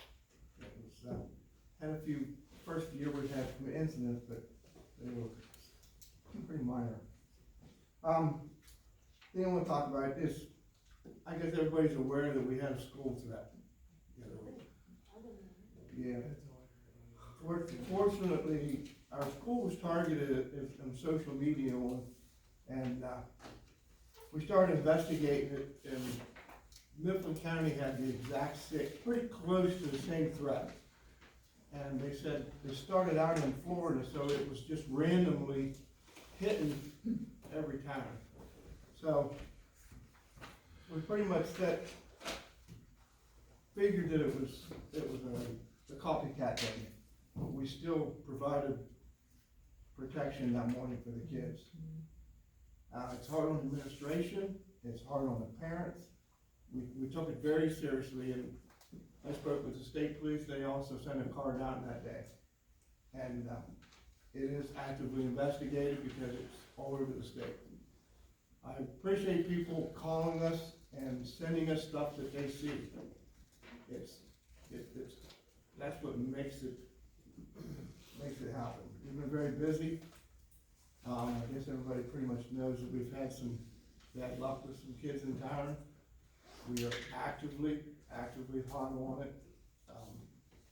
Losing anybody is not what we want. And we are pursuing it. So, thank you. Solicitor's report? The first thing is that, the council previously approved the proposed collective bargaining agreement with, the non-uniform employees. That contract was negotiated by the committee for January 2022 through December 31st, 2026. All those approved items were included in the contract, which I reviewed, and the people that served on the committee were given copies as well. So I'm asking that council authorize our president to sign the agreement that's already been approved by council. It's now in written form. I'll make that motion. Seconded. The motion, the second. Any questions? Yeah, Barry. I have a problem with that. That contract's for 4 years. PEL told, and I know this for a fact, PEL told us that's too long. It is too long, but that's what council agreed to, but I'm opposed to it. Council didn't say. Okay. All those in favor? Aye. Opposed? Aye. Motion carries.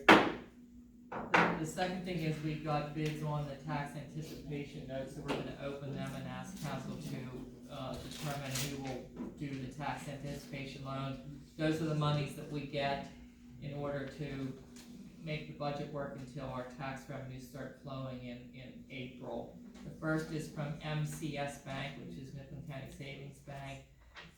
They're offering a fixed interest rate of 1.99% with no cost at all or origination fee, so that would be MCS.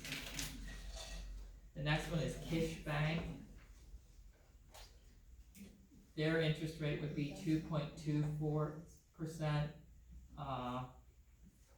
They're waiving any loan fees, so theirs would be slightly higher than the 1.99% for Mifflin County Savings Bank, and neither are charging fees. The last one is from F&M Trust.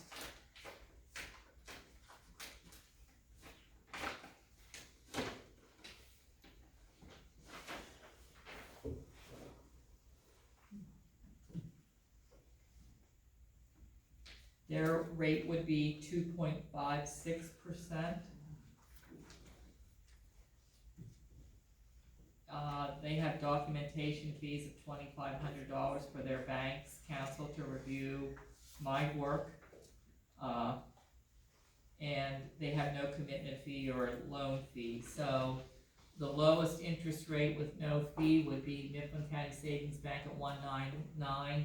Second would be Kish Bank at 2.24. F&M would be in third place with 2.56, and they would also have a $2,500 review fee. So would it be council's inclination to award it to the lowest interest rate, which would be offered by MCS Bank? I'll make that motion. With the MCS thing.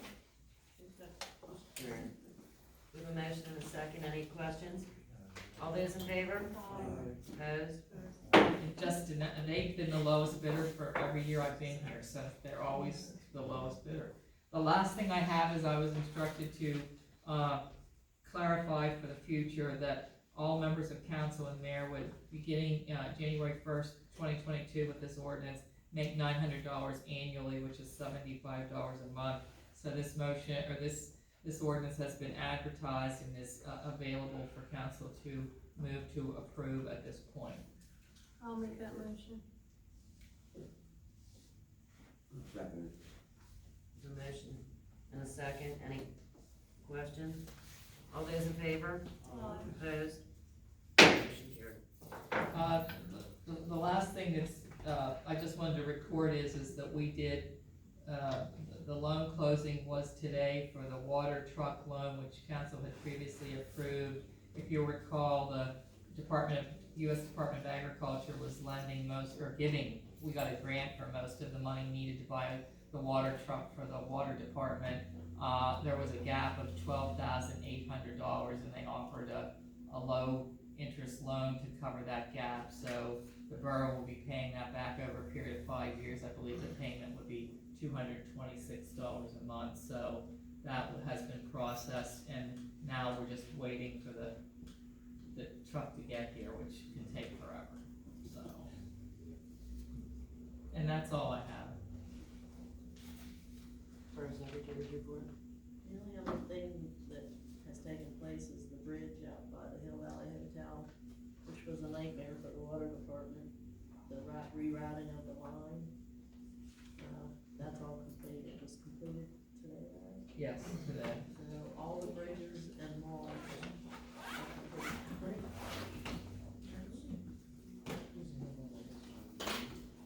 Excuse me, are we gonna, line item, 5 was skipped over, is that still gonna be talked about? So we're packing up here. For the borough No, manager? they'll come back, they're gonna do that last. Okay, sorry. Yeah, just to get all this other stuff done and then do that last.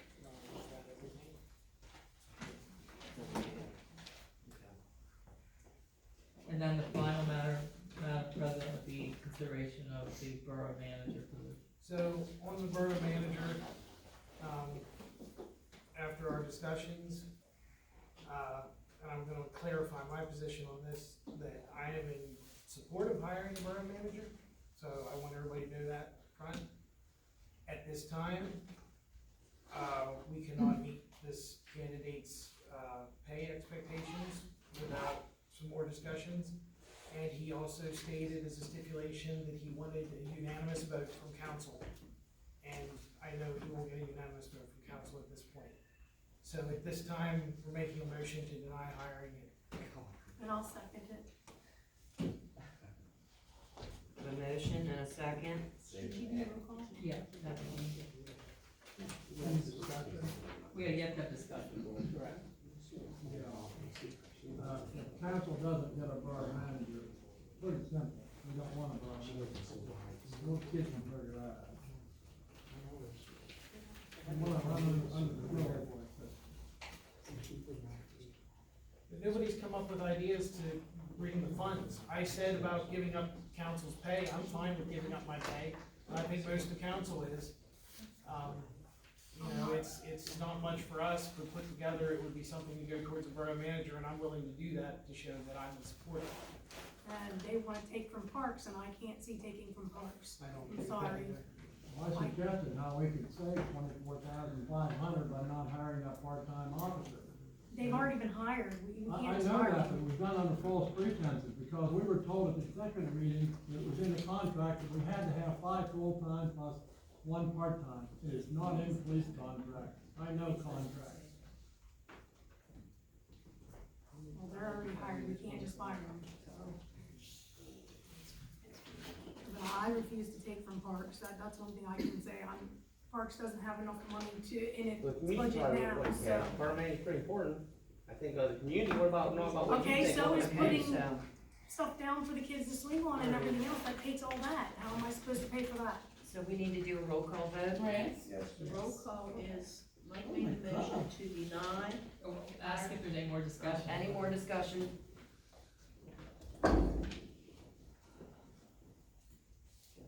Mike made the motion to deny to hire the present candidate as borough manager, seconded by Carol. So to deny, they would vote yes. You're voting not to retain him at this time, is the way I understand it, is that correct? Yes. Alright, that's the motion on the Yes. table. Jerry Kukla? Yes. Carol Kukla? Yes. Jen Rogers? What's the question? You're voting on the motion, which would be not to Absolutely retain. not. Doesn't even make sense. Wayne Query? No, because I have to see for myself. Mike Shields? Yes. He has opportunity to speak. We did, we had He was discussion. given his chance, Patrick. We usually gotta get reasons to vote no. Aaron Clay? That's right. Yes.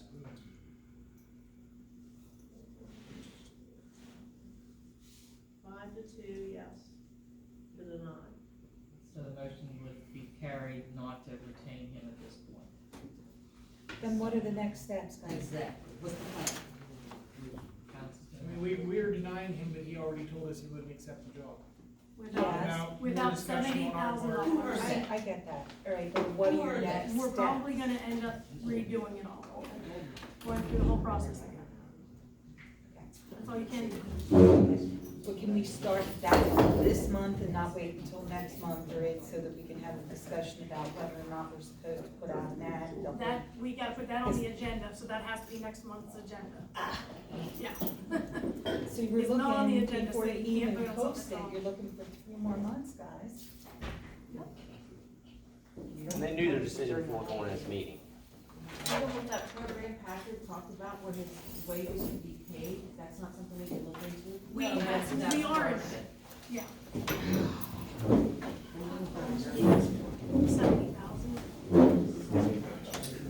It is when you don't have it, though. After committing to one dollar, he changed the thing. Yeah, he agreed to something and then changed it. Okay. So we had to renegotiate and go through. Thanks, guys. That's No, just too, but the result- it's just too ridiculous. It was your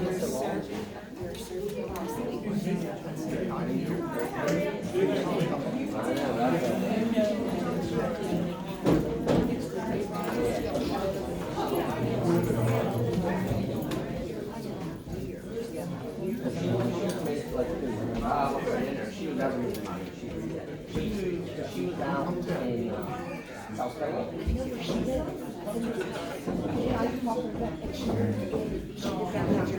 Yeah, but she meant to, She lived down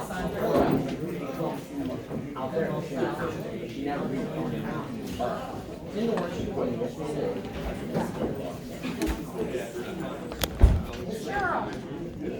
I am not. This is so frustrating.